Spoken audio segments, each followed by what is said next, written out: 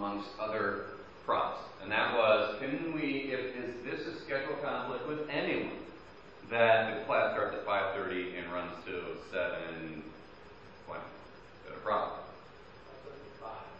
It does. They're asking if I can bump the course. It's up to you, actually. I have no say in it. It's actually, does that run into a schedule conflict for anyone?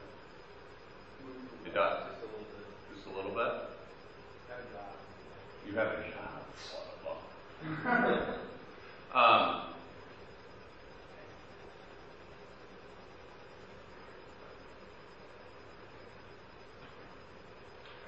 Okay then. Well, I mean, I guess the question would be, I guess it wouldn't hold you to, I could say, I don't know, maybe just no, maybe just no.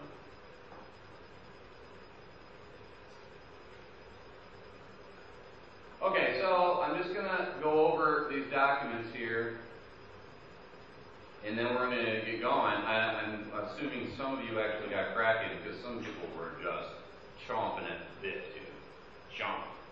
They were like, where is it? I want to do this. Okay, so we're going to run through the process here. So I'm assigning, first of all, I'm going to assign a mini project, what's called. It could become a robust project, but we're going to call it a project. I said September 18th, I'm going to play that by ear. Yeah, I think that's that's a good amount of time. Okay, I do. You already done? It's not done. Well, maybe it's too long. Okay, so what I'm going to want for the output is I want an HD super high res image. Okay, just for what you hand in. And then I want you to print it out because I want to get in the habit of printing things out so we can, by chance, be able to display them so we can show our great work. That'd be a wonderful thing. And that's a Tuesday, which is in like 3 weeks or something. Like that.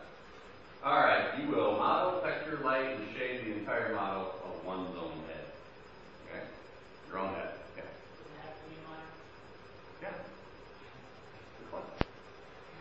I can't teach you 3D. I can't do it in 3D yet. Oh. Well, because I have to be able to look at the file. I can't just open it up. I have to be able to look at it. So, unfortunately. Because I'm going to look at your shader settings and all those things. It's part of my grading process. Okay. Begin to apply the Maya modeling techniques discussed in the course. We're going to employ the use of 3D primitives and splines, gain greater understanding of organic modeling, UV mapping, unwrapping, unfolding. That's got to happen. So I want us to be able to see your UVs. That's all part of the deal there. Apply textures to the model, skin shader slots. Create a lighting setup that illustrates the subsurface scattering that will happen in the neck and ear and complement the background image plane. So I'm going to want you to at least put an image in the background so it feels like it's in scene. And what that's going to do is going to inform the colors of your light. We're going to go over that. I don't think I'm just holding you to that without talking more about lighting. We're going to work on that as you're working. I will talk more about that. I'm just getting it launched. I'm getting the ship going. Okay? This is going to take a little bit. All right, and that pretty much covers all of it. Well, here's the thing. All right, we're going to go over the process, and I'm sure some of you, again, already have knowledge of it. Some of you may not. So it's the idea that you got to shoot the photos of yourself, front, both sides of the face, for both the model and the texture. All right, we'll be fine without hair for now.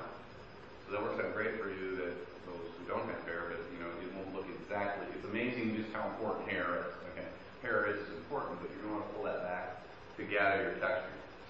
You're going to resize and align the images in Photoshop. This is essential that they are the same size and everything parallels when you go to model. Because if they're off, it's going to be squirrely working with the model. Okay, so you want to make sure, and I'll show you how that process. And some of you already know, then don't worry about it. Just continue. We will use the same images to create the felt matte texture of your head. We're going to model the head, model the ear, model the eye. That might add a little more time to things. But right now I'm going to try to shoot for that day. Because otherwise, I don't want this to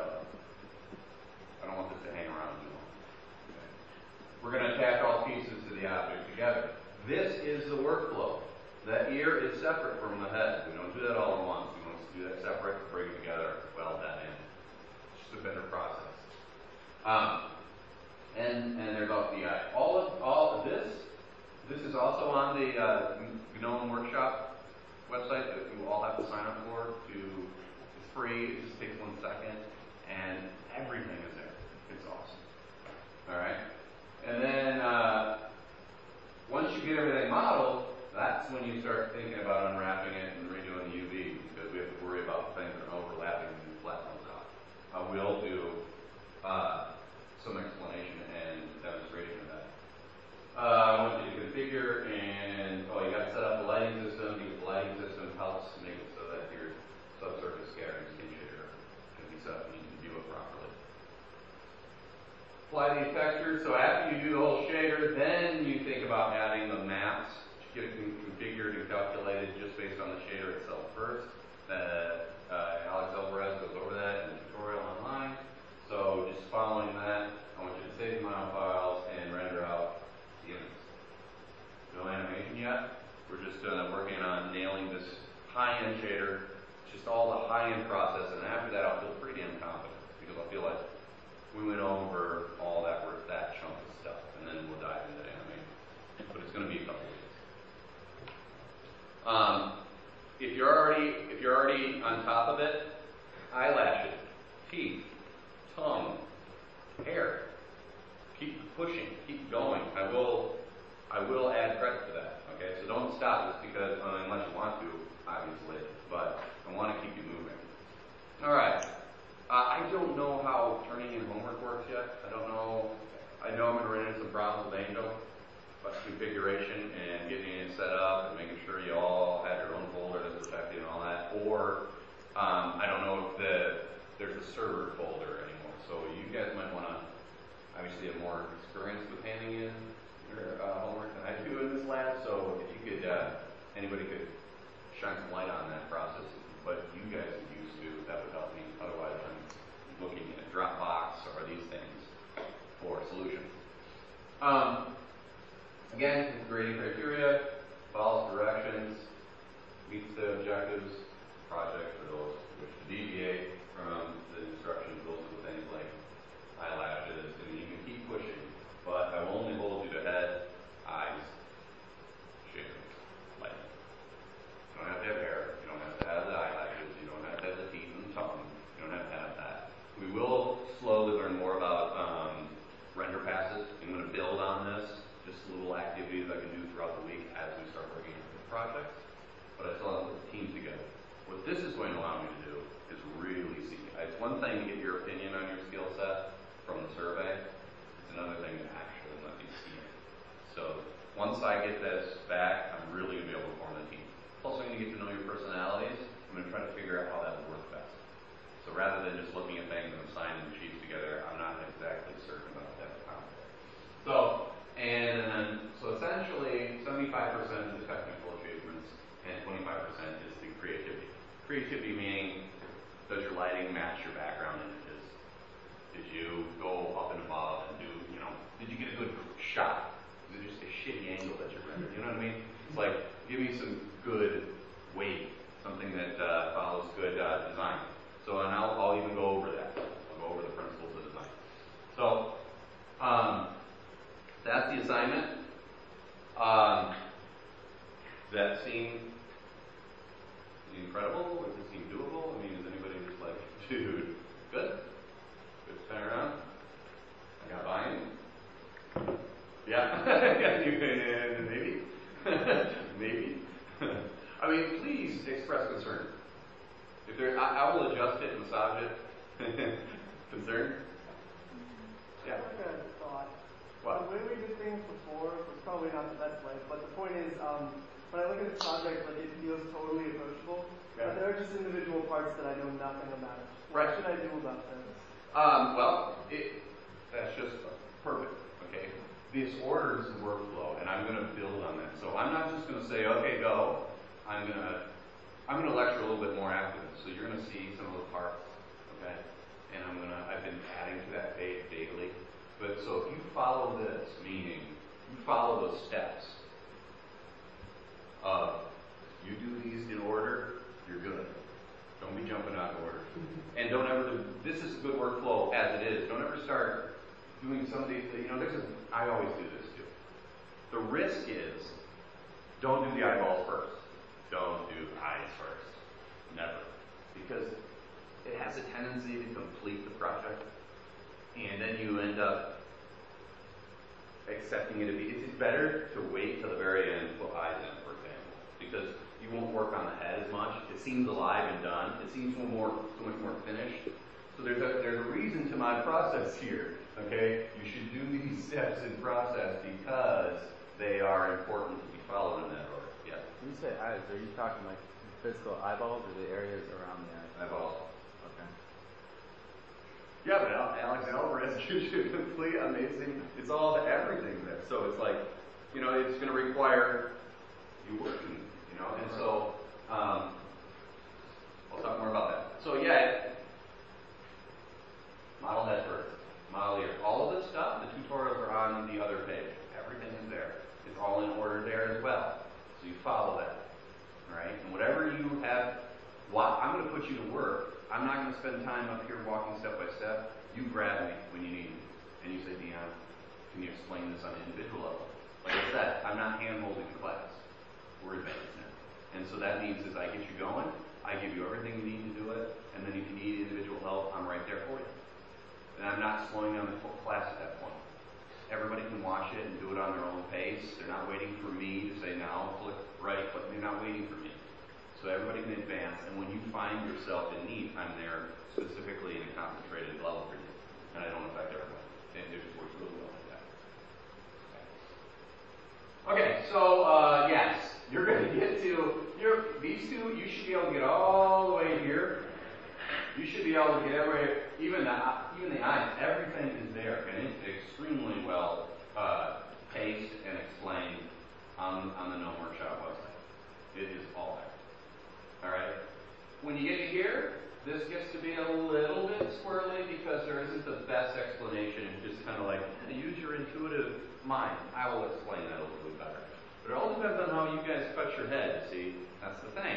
You're going to need individual help because you're going to be going down this and making there's a point in the tutorials where he says, now put more cuts in where you feel like it needs refinement, right?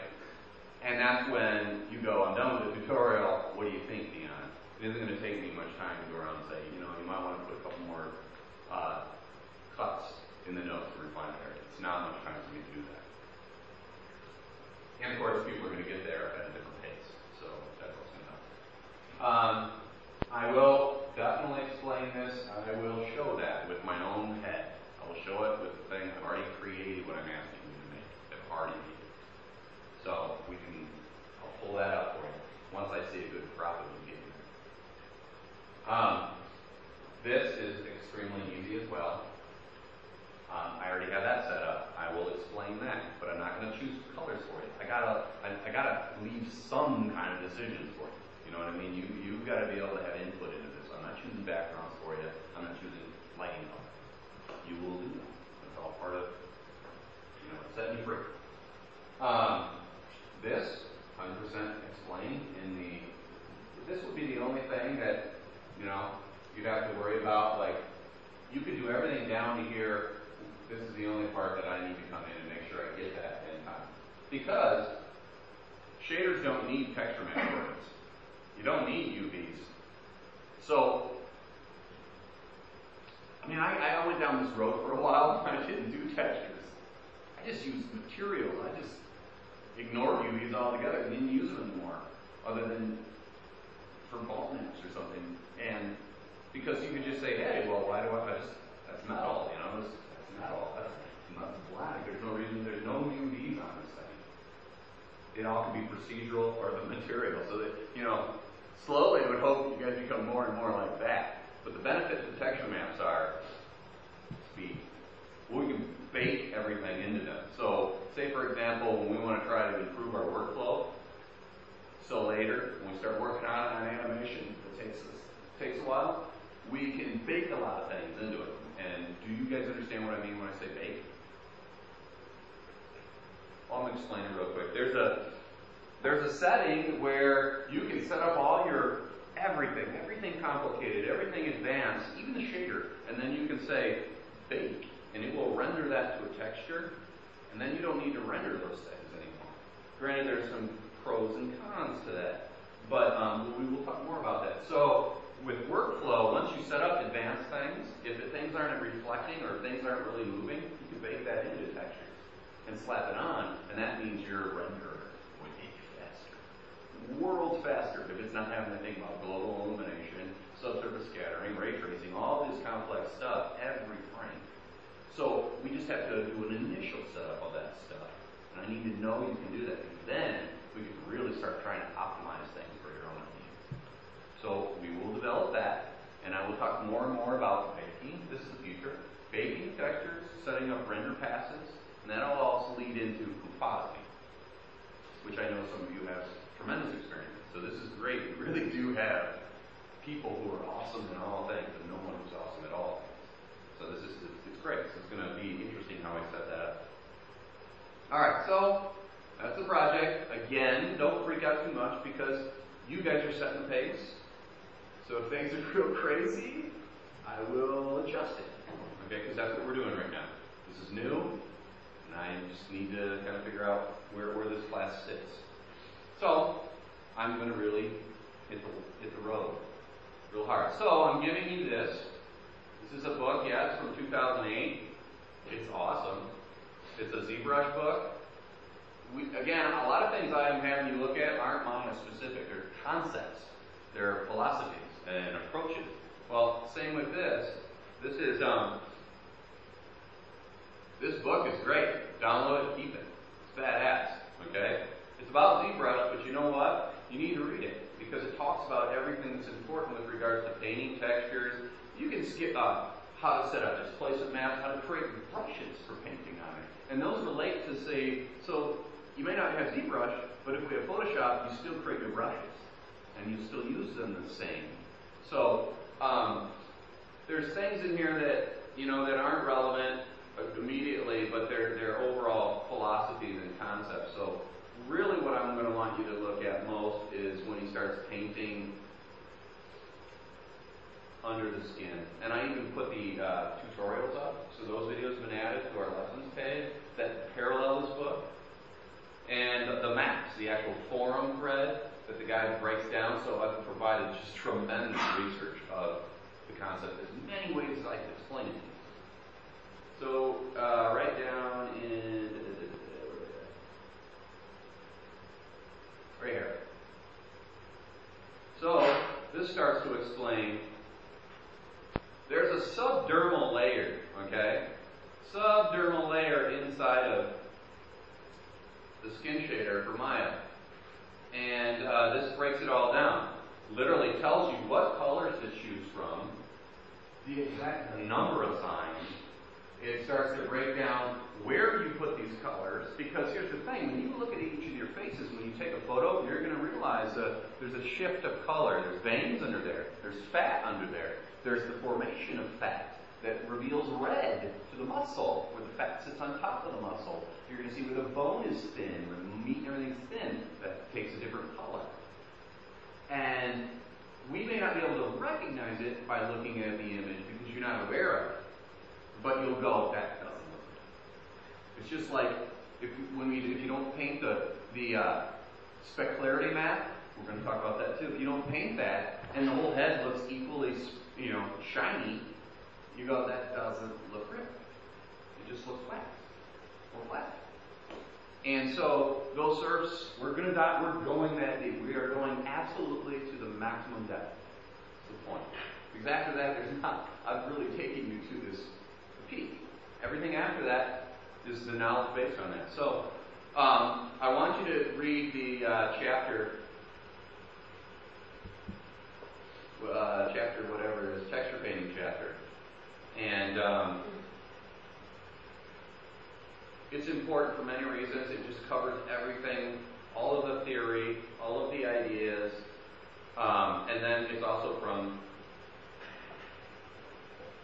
Okay, so this all relates to painting. So there's a huge history here. Okay, this is how Renaissance painters were able to paint paintings that looked horrid because they understood that the nose, the eyes, and cheeks. They totally break it down. I even cut quotes out for you, and I'll show you that in the lesson, so that I could cut to the most like I gave you footnotes, okay? So on the other page where the lesson is, it says head, I've pretty much outlined tons of stuff where it's key. So this is just trying to explain the blue area, like mostly on men and older men, you have to be able to produce facial hair because the hair underneath the skin creates a blue. It's like underneath the skin. And so if you think about black with layers of white of our skin or yellow, if these colors mix together, it creates a bluish look. It's supposed to be blue veins and whatnot. So anyhow, this is kind of just starts to talk about the zones. It tells you about fat, makes you think about it. I've given you models of where muscle is on a human. So you could reference that. And so, yeah, a little background on it, showing you the way that the brush looks, just so it breaks it up and looks more cellular. And then goes through and starts painting in those areas. Okay, so it's really broken down. And whatever isn't broken down here is broken down even more intensely in the form. So this was like the definitive way to paint, the learning module for a long time. And so you'll slowly see how he's going in. That is not the top layer, that's the subdermal layer. Alright? You'll come to understand that more. So later, after he's painted it all, he tries to break that up with these vein-like structures. And so he just shows you what the brush will look like. So I'll go over how to create brushes in Photoshop. And so that's why I was like, Photoshop is really essential here for us, guys. It's really essential because we're going to be painting our texture today. We don't have the brush. It would be wonderful, but we don't have it. So I have to show you this other process. I have problems with Mudbox doing really, it sometimes can be a lot of flawed texture maps when you paint it. Another issue. We'll work towards it, but this is the breakdown for that. Alright, so I'm not going to spend too much time. You can go through that.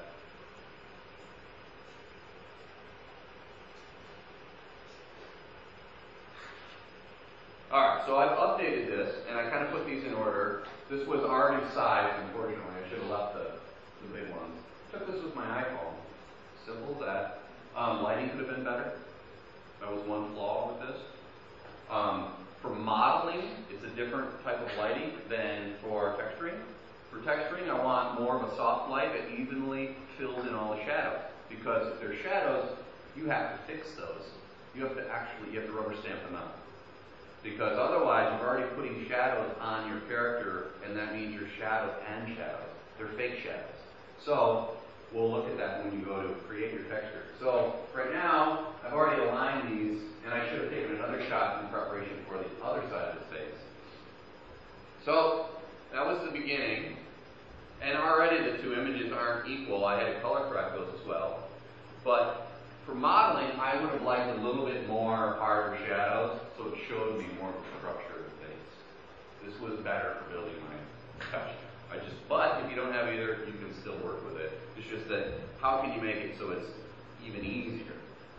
Okay, so when I was putting these together, I just used this as my base, and then I would scale and rotate to try to, and there is still flaws, and I don't know if it's because his eyes were more closed, and it's going to be a better idea to start with the eyes closed.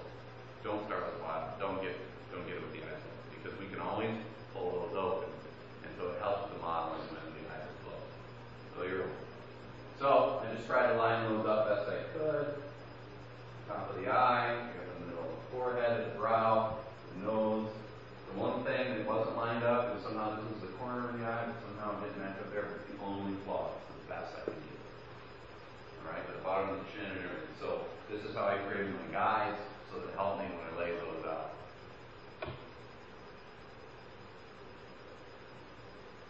Then I just, again, you're going to want both sides of the face, so that I just copied. The reason why I did is because the lighting was better on one side than on the other. So then I put them together, where you see that. I would come in now and Photoshop that out on one side, so I get asymmetry. We have to Photoshop these edges out.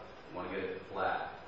Same with all highlights. Those are things that the shader is going to do for you. So it's just about getting color. But you want to cover up, highlight, and shadows. Because you should be getting that from the renderer. Otherwise, you're going to have noise in there.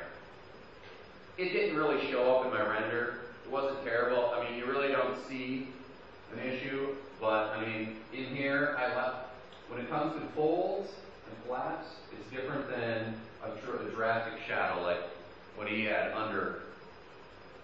have any really drastic shadows, but in this area, other than the fact that I get these little details, I try to get rid of this. But see, I still get a little bit of a discoloration. I mean, if you want to get extremely real, you're going to shoot this as well. Because then you can put that underneath here. Because we have shifts in color throughout our whole face. Tremendous amounts of shift of color. Alright? But this really does cut it, so I mean, this does work. But notice the difference, what I was doing when I was photoshopping the edges here. I was trying to respect these subtle changes in this face. And yeah, I lost some of the subtle colors, but that's what that subdermal layer is for, is to come back and kind of paint those in. This was my color, top layer of my shader. Where I'm going to keep advancing this, I got my gear too. So when I say I want lighting that shows off the subsurface scattering, I want to be able to see the effects on that ear and then the neck area. And right now, this isn't perfect either because this is unnatural. Because that needs to be painted. We need to actually go on. I'm not holding you to that yet. I will, after we get these done, that's one class worth of exercise. And it'll be a tiny, you should be able to do it in an hour. You should be able to fit on your own, you should be able to paint all of it in an hour because you just take the base texture and you just tweak it a little bit with Photoshop. And I'll go through that. So I'm just giving you a look into the future at the same time of what I'm holding you to. So what you'll start out, you'll get your images, you'll align them. This is for putting them as image planes for modeling. A lot of people have a bunch of different ways they go at doing that, but I just put them in the background of the cameras in my orthogonal view, front view, and side view. Again, this stuff is really handy when you start actually starting to move the birds. One of the harder areas to actually model and get it right sometimes is in the forehead front area, is because it actually dips in just a little bit. The tendency is to make them equally wide all the way through, and I'm going to see that repeatedly. It's just also knowing, so now you know where these jumped out, and where those, where your cuts coming in, and how the face sticks up just a little bit more in the front here. You get a lot of it just from the front and side, but then this also helps start to tell us more about, where the cartilage is, where the bone and the meat is really thin in what areas, right? That's going to be a different way to paint your subdermal layer. We aren't painting subdermal layers yet. What I just want to hit you to is this idea. This is good for modeling. Know that there's this meat right in this area. And what I want to show you is how people model in reality. What is the process that people who are with real clay work in? Because, to be honest, it's a very similar philosophy. This is for that ear. It shows you exactly the cuts. Okay, now I'm going to go through these just because I want to explain what was wrong between the two videos, or I'll let you loose on that. And then I'm going to go down here real quick. So that book I gave you, here's the thread, parallels it. Well, this is the video that's just sped up, showing how he painted it. So you can watch that.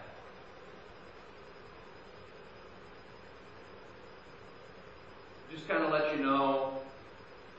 See, here's the thing. Eventually, you may just get to where we're doing reality. So the beauty is we actually get to sample reality. We got the camera doing work for us.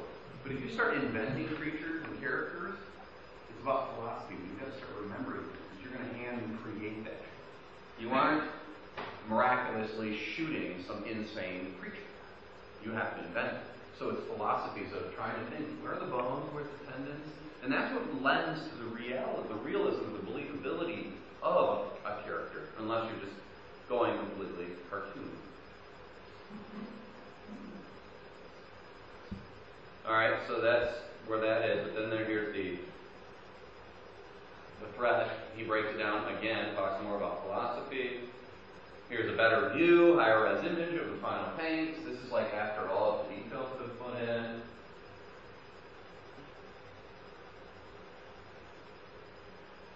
So after this was all painted, came in with another layer and spray painted the skin color again on top of it. That's all broken down again. So you have multiple places to reference this.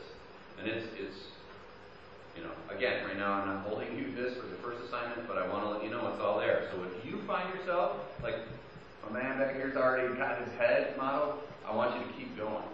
I want you to just get ridiculous and keep pushing.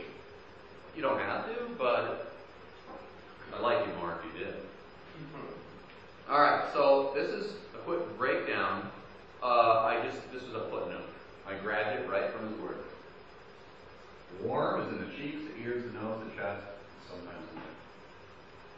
Gray yellow, forehead, area where skin is thinner. So you saw in that bone, in that meat, the muscle, skull image where it was thinner, right here in the front, right here in the edges. It's a little bit of a roadmap. And then cool in the beard line, lower jaw, both recessions. Recessions being anything that dips in. You'll see it in the ear, you'll see it in the eyes, around the nose area. Alright, so here is yet another project. I think I linked to this, maybe I did.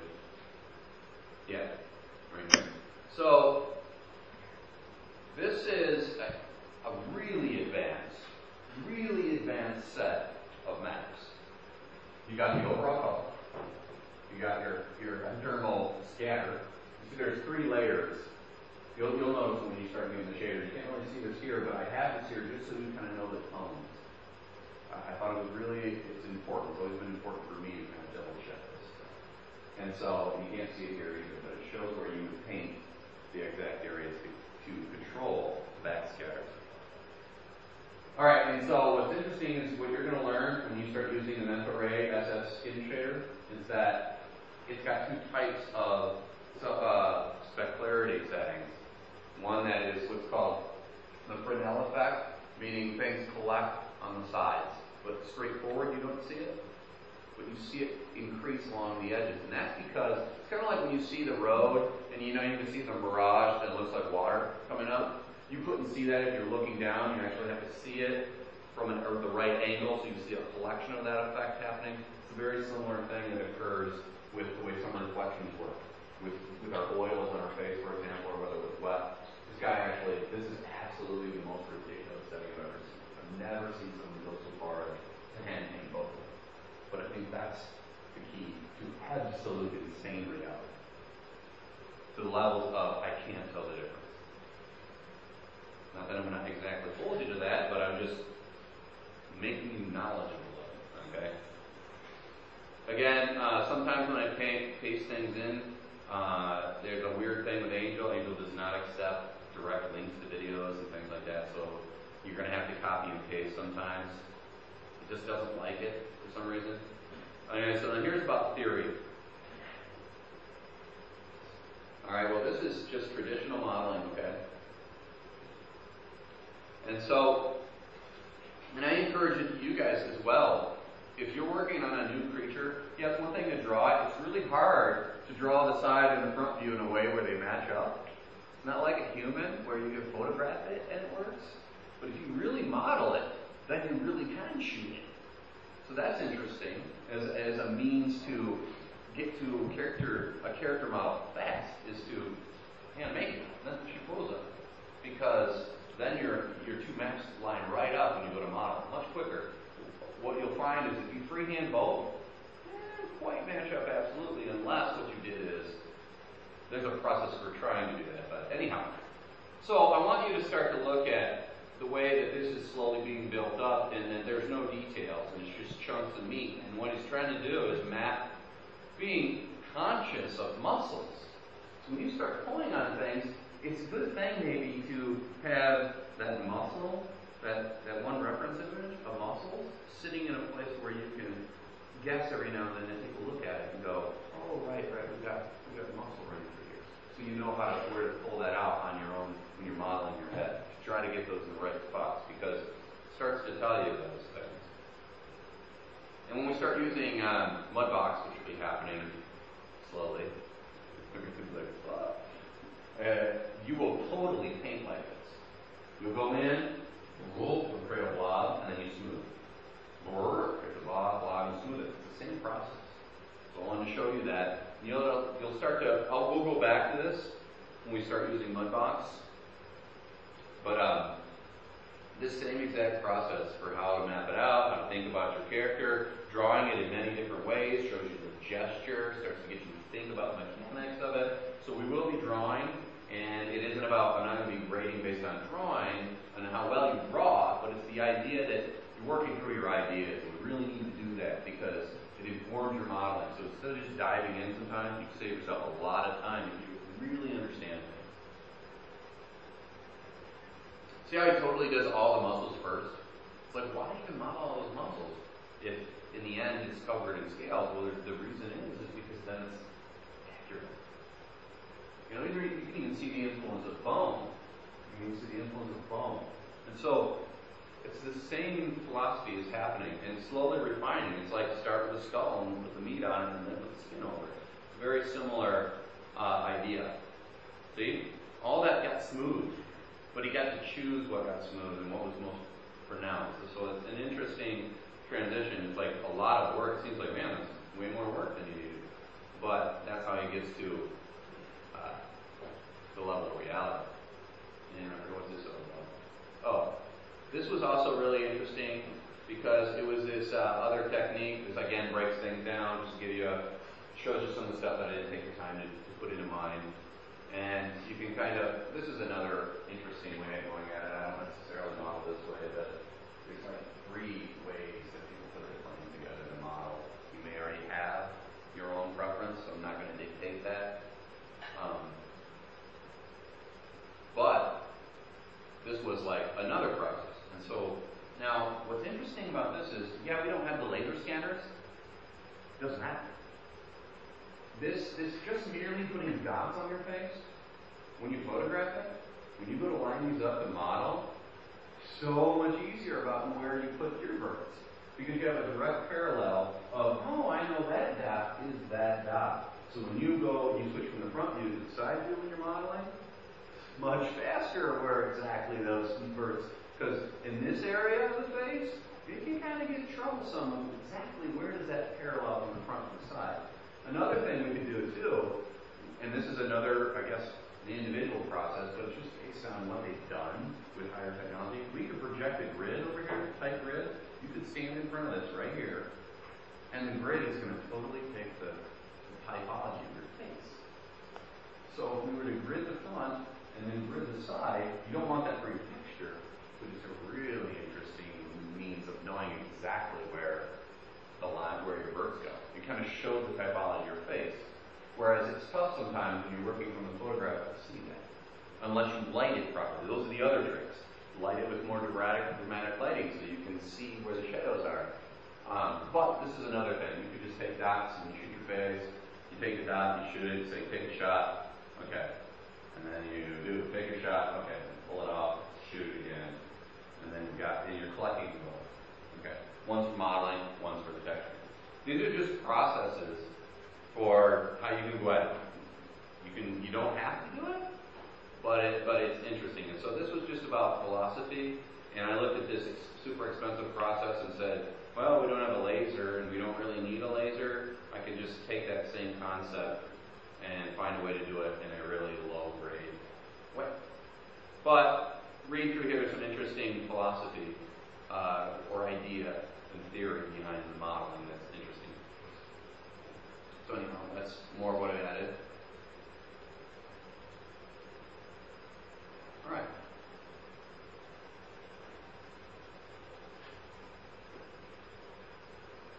That's it. So, do you guys have the ability to take photographs? You guys have cameras? I have my phone. Do you have your phone? Okay. All right. Let's get cracking. What? Okay, so we also have this lighting system here. I mean, I don't know. I hope that we have all the lights are functioning here, but yeah.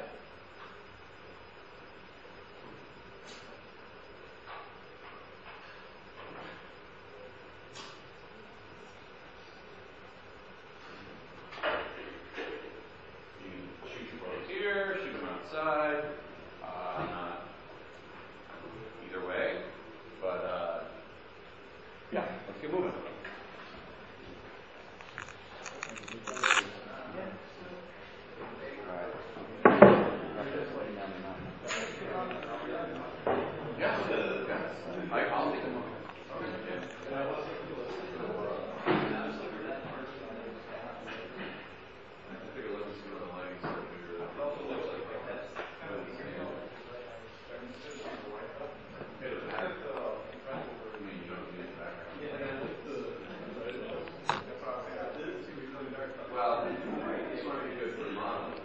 you don't